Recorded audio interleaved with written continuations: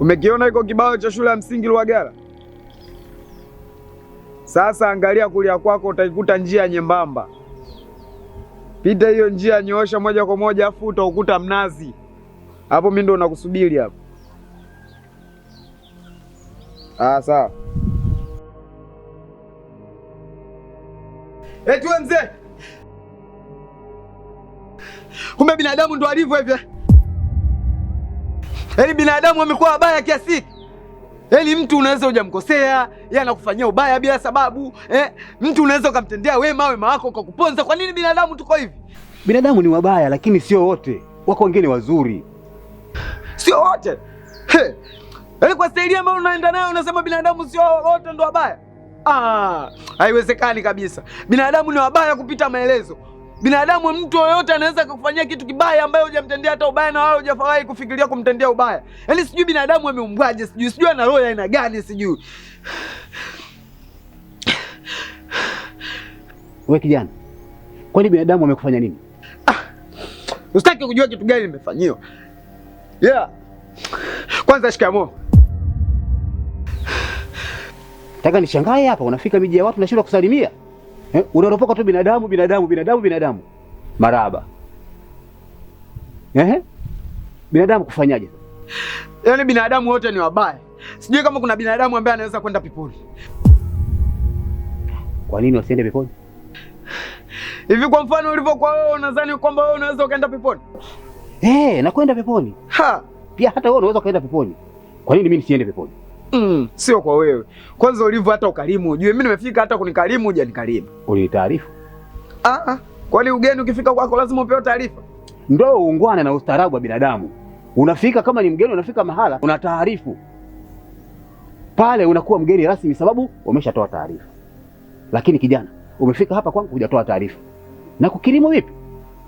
Sasa mtu kama ana dharura. Sasa hiyo ishakuwa dharura tena. Hapo hakuna jinsi. Sababu itakuwa dharura utampokea. Mimi nina dharura sasa, nikarimu hilo paja la kuku. Paja la kuku siwezi kukupa.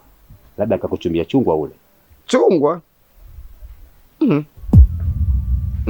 Sio kweli wewe mzee wewe utakuwa una jambo. Ila yaani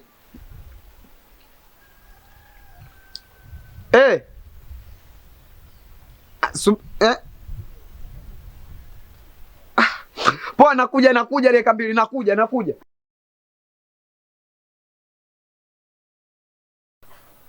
Kijana vipi? Binadamu wabaya. Anachokiongea sikielewi kabisa. Ana kitu gani huyu kijana? Binadamu wabaya. Wewe kijana vipi huyu? Mbona simuelewi? Ana nini huyu? Babu. Za saizi. Mzuri, habari ya saizi? Salama, shikamoo. Marhaba, salama. Salama. Sasa nasikia tu kijana vipi, kulikoni? Hapana, kawaida tu. Kawaida tu. Nilikuwa na mazungumzo ya kawaida tu. Sawa. Ila babu, mimi nimekuja kuelewa ule mpango mpaka sasa hivi uko vipi?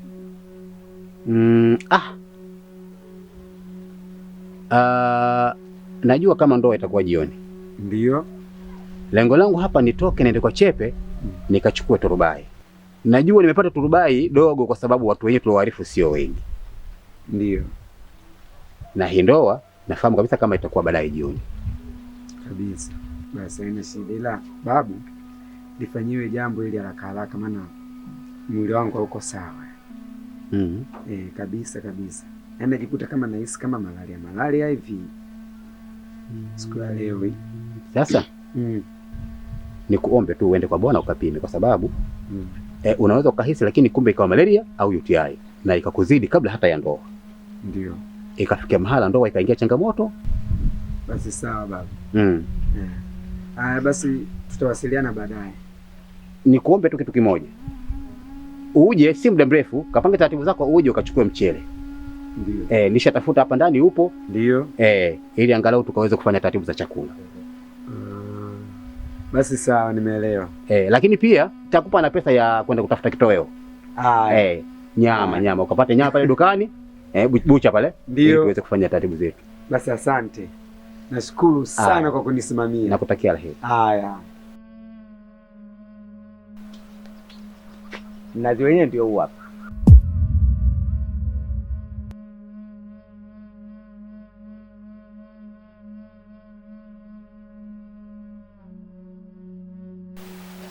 Wewe mzee wewe. Huo mnazi ni kwa ajili ya tui tu. Hata madafu tuangui humo. Huu mnazi kwangu mimi ni ramani huu. Ramani? Mnawekaga ramani miazi ya watu? Wewe kijana. Njoo hapa. Mimi siji huko. Njoo hapa. Siwezi kuja, sikujui. Nasema njoo. Siji. Wewe mwanamke tu. Mwanamke mimi? Wewe mwanamke tu. Wewe mzee usinitake balaa wewe. Utakufinyanga mimi wewe. Unanijua au unanisikia? Mimi mtu mbaya sana. Wewe mbaya sana. Wewe mimi kwangu mwanamke tu. Wewe huwezi kunita mwanamke mimi. Mimi huwezi kunita mwanamke hata mara moja. Una jeuri hiyo. Sasa wewe mimi unanijua? Nikujue nani mimi nikujulie nini? Basi mimi ni mfufu wa maiti. Mimi mfufu wa maiti. Mfufu wa maiti? Wewe usiondoke.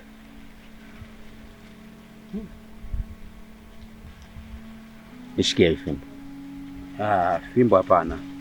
Babu, nishikie hii fimbo.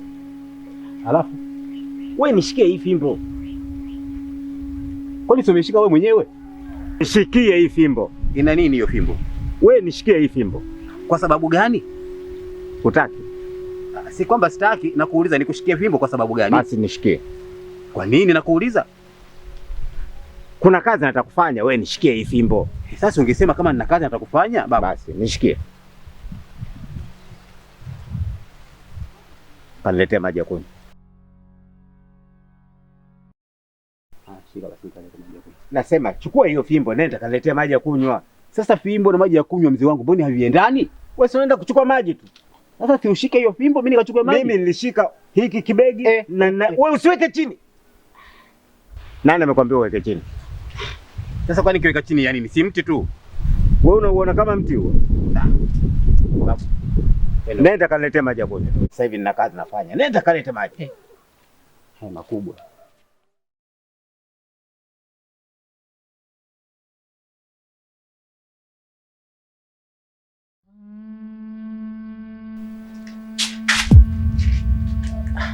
Wewe kijana.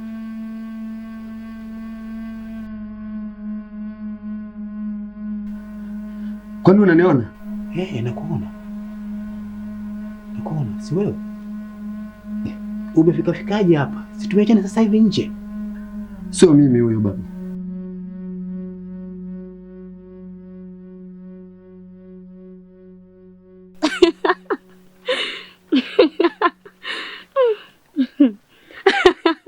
Je, wewe vipi?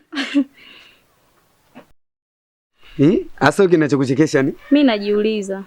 Tulivyokutana mimi na wewe. Hatuna ndugu wala familia. Yaani tunafanana kweli. Sijui ndoa yenyewe itakuwaje. Hizo ni baraka zake Mungu kukutanisha mayatima wawili ili kujenga nyumba moja. Na hata hivyo kuna sehemu na mapungufu kipenzi. Huna marafiki. Na huo hujishughulishi kwenye shughuli za wenzako. Sasa angalia hasara unaoipata. Unajiandalia maji badala ya kujiandalia michoro kwenye mwili wako. Sasa mimi michoro ya kazi gani? Mimi ninachoangalia ndoa tu. Usijali. Mimi nitafanya uwepo wa watu kwenye ndoa hii. Nitaenda kuongea na mzee Katele. Naamini atanisaidia. Nahitaji kuoa.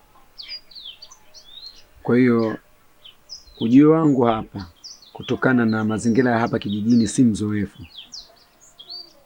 Naomba msaada kutoka kwako. Mimi nikupe hongera.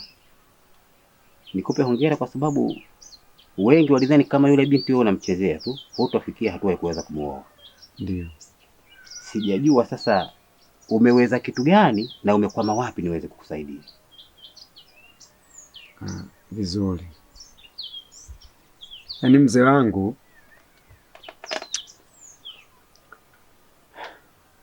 hapa kijijini nimepita vikwazo vingi sana na yule mwanamke. Sana.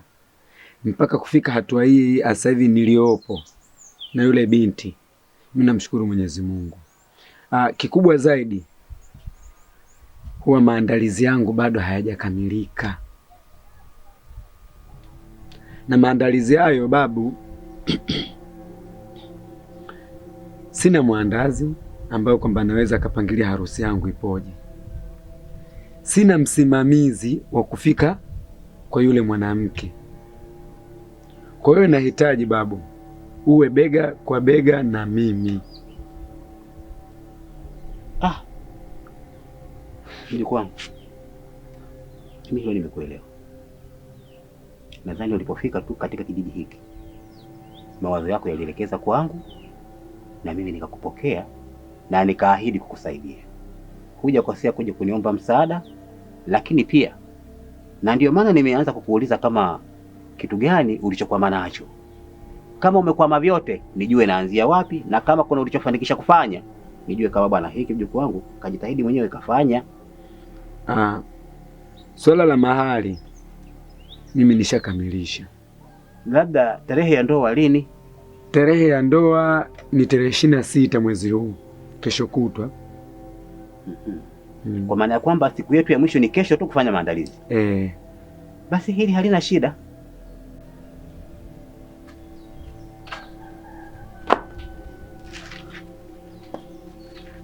Nikute uji huko.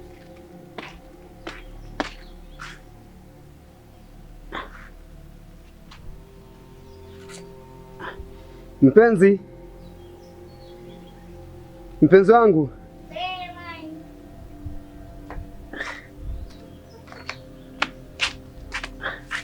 Nini? Nilikuwa najisikia vibaya kidogo.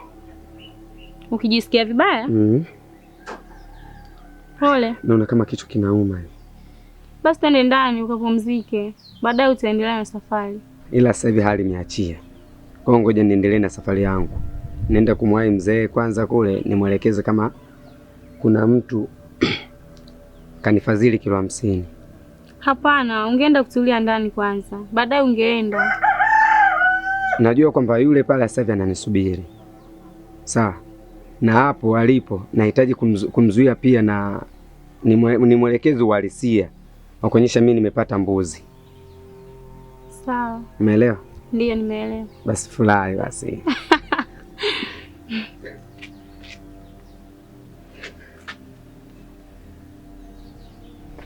Mke wangu. Nini? Nangu.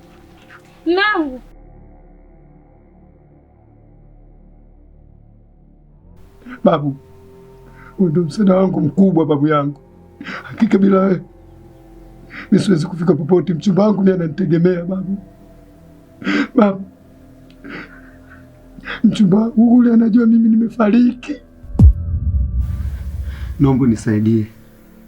Huyo mtu alikufanya unione, akusaidie. Mchumba wangu ana ujauzito, hawezi kuishi na mimi babu. Babu, naomba nisaidie kwa hili babu.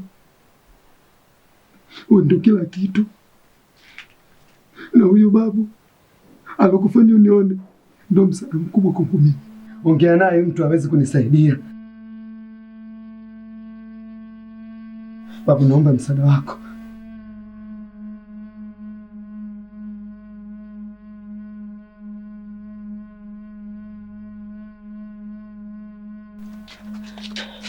Babu, kuna matatizo. Tatizo tena? Ndio. Ni kuhusu Azam. Azam kufanyaje sasa? Azam leo asubuhi ameamka akadai kichwa kinamuuma, na ghafla pale pale kaanguka na amefariki pale pale. Amefariki? Ndio. Na hapa ninapozungumza mkewe analia tu, hataki kutangaza msiba. Nachokuomba babu yangu, naomba umsaidie, kwa sababu mimi rafiki yake nashindwa kuelewa, na kila kitu anachokifanya Azam anakuja kushirikisha wewe kama mzee wake. Nakuomba tuondoke ili ukaweze kumstiri rafiki yangu. Tangulia nakuja.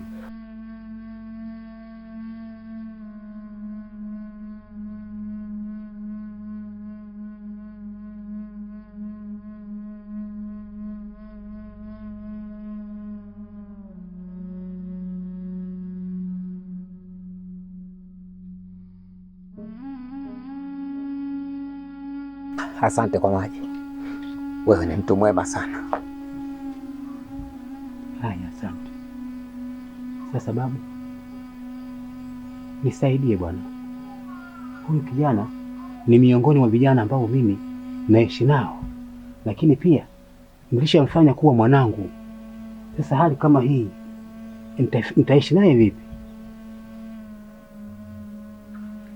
Mimi si mtoa misaada.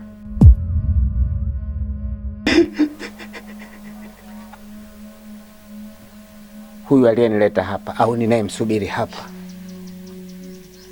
nimefanya na maafikiano ya fedha shilingi milioni 2. Nadhani umenielewa.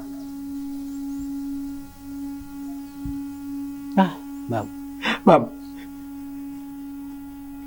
mimi naomba unisaidie. Hapa mgeni kama wewe. Mimi nitakuwa mgeni wa nani? Mchumba wangu ananitegemea. Pia ni mjamzito. Babu, naomba unisaidie. Huoni hali yake huyu kijana anateseka sana? Kama kuna uwezekano tusaidie.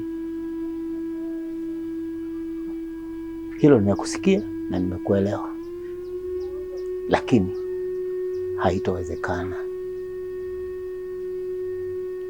kwa sababu mimi kwa mwezi nafanya kazi hii mara moja tu kwa mwezi, ndipo nguvu zangu zilipofikia. Vinginevyo labda unilipe zaidi ya fedha hii niliyokutajia, ili nimwache yule niweze kufanya kazi hii, kwa sababu mimi nahitaji fedha. Uwe na moyo huruma. Mimi ni mgeni kama wewe tu baba yangu. Mchumba wangu ni mjamzito.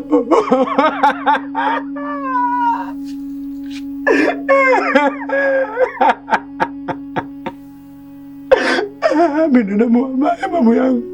Nilichowauzi misikijui. Mama yangu, ndio msaada wangu pekee. Mamo, ongea ni zaidi mama yangu. Sasa mimi siko peke yangu, niko na watu wenzangu tunaoendelea kushirikiana kumtunza huyu kijana. Kwa hiyo nikuombe basi unisubiri hapa hapa, niende nikazungumze nao kama kuna uwezekano kitakachopatikana zaidi ya hapo uliposema, ili tuje tukukabidhi hiyo kazi uifanye, mzee wangu. Sasa nikwambia kitu, ukichelewa tu na huyu ninayesubiri akifika, hutonikuta. Haya, asante. Mimi siwezi kutangaza kifo wakati najua mpenzi wangu bado yupo hai. Nimemwambia Yotemu asifanye kitu chochote na asitangaze. Najua mpenzi wangu bado yupo hai. Binti, uko sahihi. Na mimi pia nakuunga mkono. Na mimi siwezi kulia, kutoa machozi wakati najua bado mpenzi wangu yupo hai. Lakini binti, ni kitu gani kilichokufanya wewe utambue kama huyo yuko hai? Kifo chake sio cha kawaida. Ni kweli. Na mimi nakuunga mkono. Sasa tufanye kitu kimoja. Kule nyumbani kuna mzee mmoja anaitwa Mfufua Maiti. Mfufua Maiti? Huyo Mfufua Maiti anaweza akawa msaada kwetu. Lakini ametaka pesa shilingi milioni 3. Milioni 3? Milioni 3. Itapatikana wapi hiyo hela? Tufanye hivi. Huyu mchumba wako ana pikipiki lake hili hapa. Tuuze shilingi milioni 1. Lakini mimi kwa msaada wangu nitatoa shilingi milioni 1. Kumbuka kuwa wewe pia una kikoba. Nenda kwenye kikoba kachukue milioni 1 ili tuweze kuziunganisha tukampe Mfufua Maiti. Sawa, mimi nipo tayari kuchukua pikipiki ya mpenzi wangu na nipo tayari niende kule kwenye kikoba. Na nitafanikiwa tu kupata hiyo hela. Vizuri. Lakini pia kumbuka, huyu Mfufua Maiti nimemsubirisha, anaweza akatoka, tufanye haraka.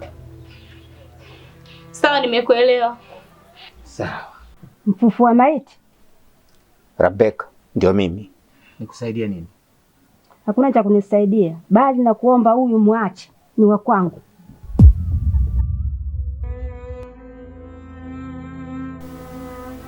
Nikuachie? Ndiyo. Mimi hapa nipo kifedha zaidi. Hapa nimeshafanya makubaliano ya shilingi milioni 3. Wewe unanipa nini? Mimi nitakulipa milioni 20. Ukawatafuta wengine huko, bali huyu uniachie mwenyewe.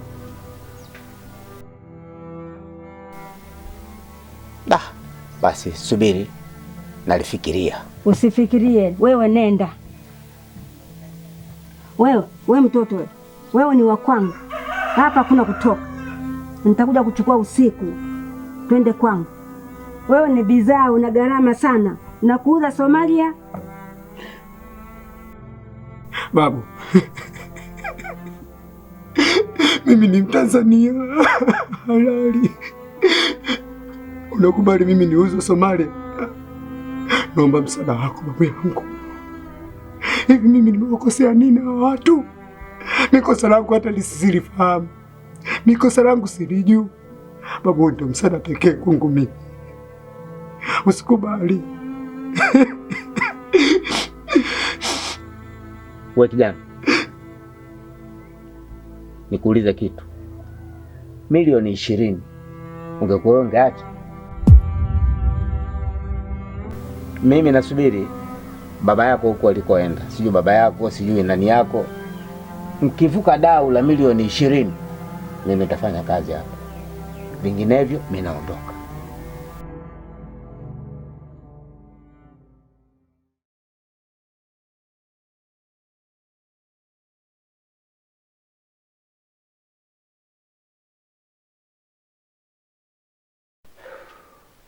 Ndugu yangu, ndo narejea. Na mimi nasema asante kwa kusubiri. Lakini babu, nadhani baada ya lisali moja ile pesa yako itakayopatikana, milioni 3 ile ambayo tumekubaliana hapa. Milioni 3. Si ndio makubaliano babu? Sawa. Sasa nikwambie kitu. Wakati nipo hapa, alinikuta mtu mwenye mzigo huu. Akanambia nisifanye chochote juu ya mwanao huyu. Hata hivyo akaweka dau la milioni 20 atanilipa. Milioni 20? Kwa hiyo mimi nilikuwa nakusubiri wewe, kama utavuka hapo ili nikusaidie. Na mimi nipo kifedha zaidi. Babu, hiyo milioni 3 kwa shida. Milioni 20 nivuke dau, maana yake nifikishe milioni 21.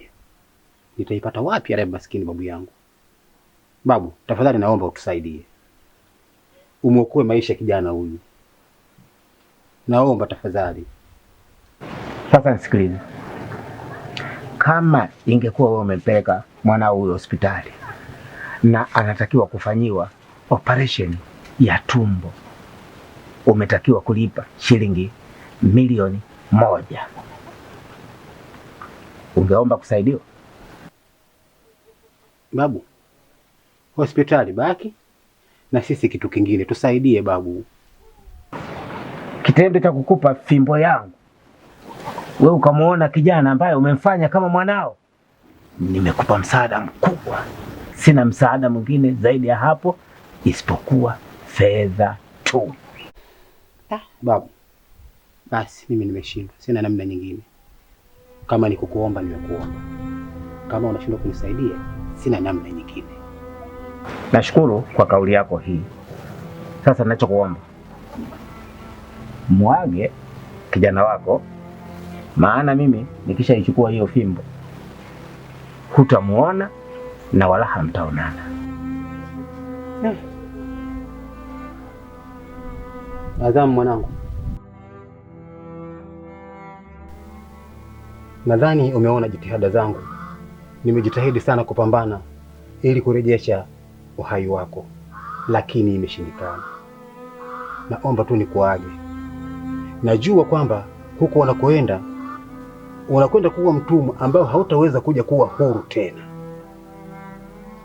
Mwanangu Adhamu, Kama ungekuwa bado uko huru, ningekuambia mwanangu Adhamu, pambana utafute hela. Kwani hela ni nguzo ya kiume mwanangu. Kwani ingekuwepo leo ingeweza kutusaidia, lakini tazama, imeshindikana. Ndio maana leo mwanangu unakwenda kuwa mtumwa huko wetu.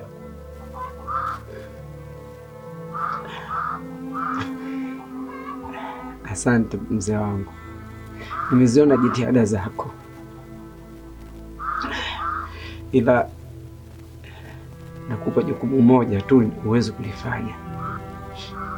Mlinde mjukuu wako pale atakapozaliwa, na usikose kumpa hadithi hii ambayo baba yake amenifikia. Hela ni muhimu sana katika hii dunia kwa kila kiumbe. Tafadhali apambane, haijalishi atakuwa ni jinsia gani. Ila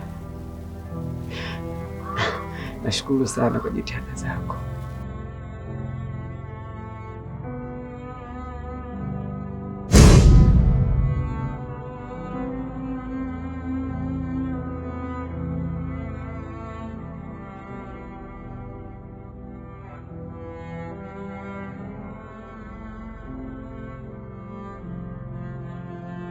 Kila la heri mwanangu, najua unanisikia.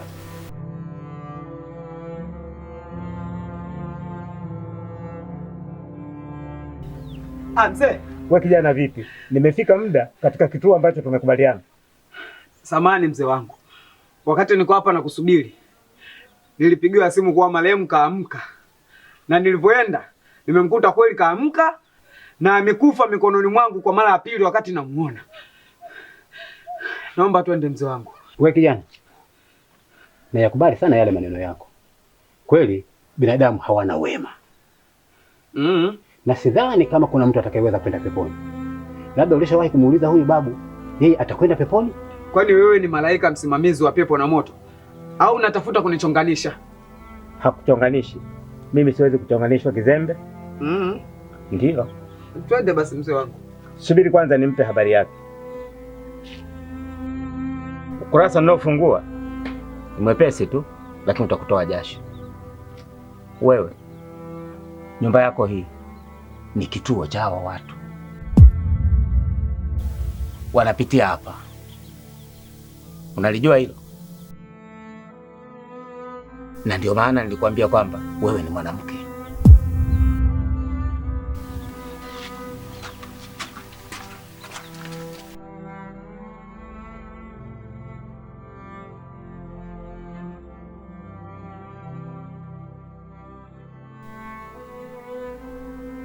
Mimi nasema huyu amekufa kifo cha Mungu. Hakufa kwa kuuawa na binadamu. Huu sio uchawi. Kwa hiyo mimi siwezi kufufua. Aliyekaweza kufufua ni Masihi peke yake, kwa maana ya Isa ibn Maryam. Ndio ambaye alipewa uwezo na Mwenyezi Mungu huyo huyo kuwafufua wale waliokufa pengine kwa sababisho la kwake mwenyewe Mwenyezi Mungu. Kwa hiyo mimi huyu sitaweza. Uwezo nilionao mimi ni kwa wale ambao wamekufa kwa ajili ya husuda za binadamu.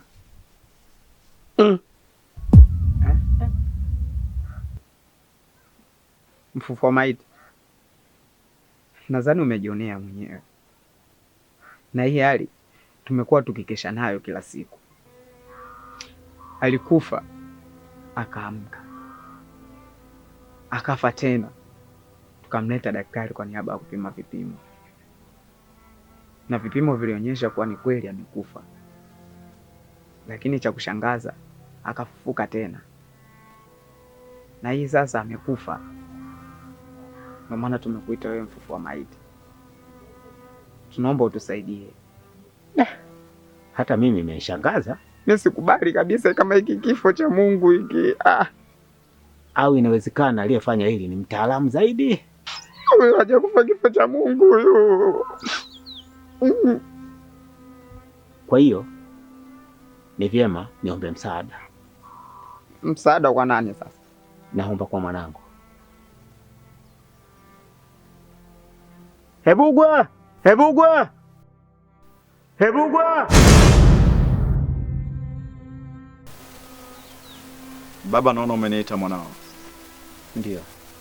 Nilisikia sauti yako na nimeona kinachokuchanganya. Hii familia inataka kunitoa machozi. Machozi. Familia ya kijinga sana hii, mzee wangu. Pole kwa kazi ngumu, lakini pia hongera kwa kumpa nafasi mwanao kwa kazi unaoifanya. Leo hujaona huyu alofanya hilo tukio ni mtaalamu sana. Huyu hajafa kifo cha Mungu. Huyu amekufa kifo cha binadamu, na leo muua ni baba yake mzazi. Baba yake ndo kaoa?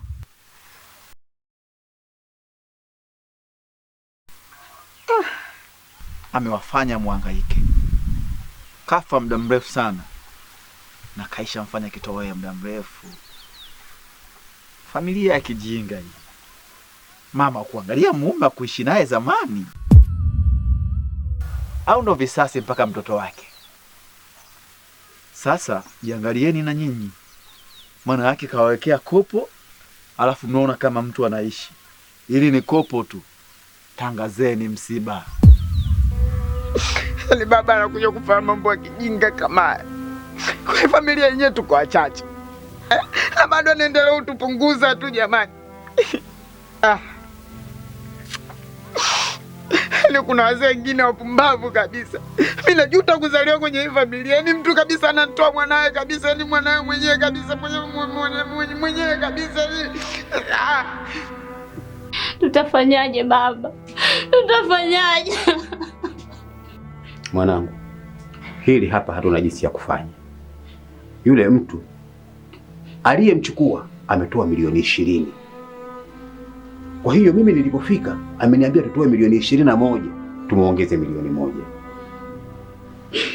Baba, tutapata wapi hela baba? Baba, mimi nitapata wapi? Baba, sasa kuishi bila mume wangu. Ananiachaje nani mimi baba?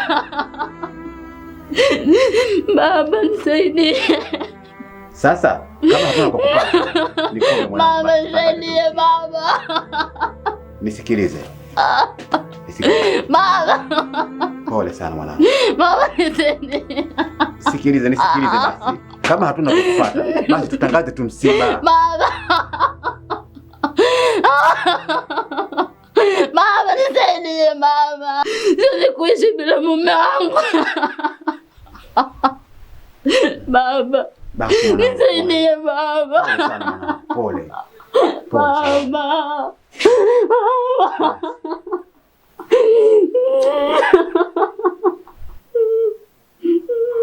Basi mwanangu tulia. Hapa hatuna namna nyingine. Ni kutangaza tu msiba. Baba. Baba. Pole sana mwanangu. Baba. Pole sana. Hatuna namna nyingine ya kufanya. Najua inauma. Najua wewe ni mjamzito. Amekuachia jukumu kubwa sana. Basi mwanangu, Mwenyezi Mungu atatusaidia.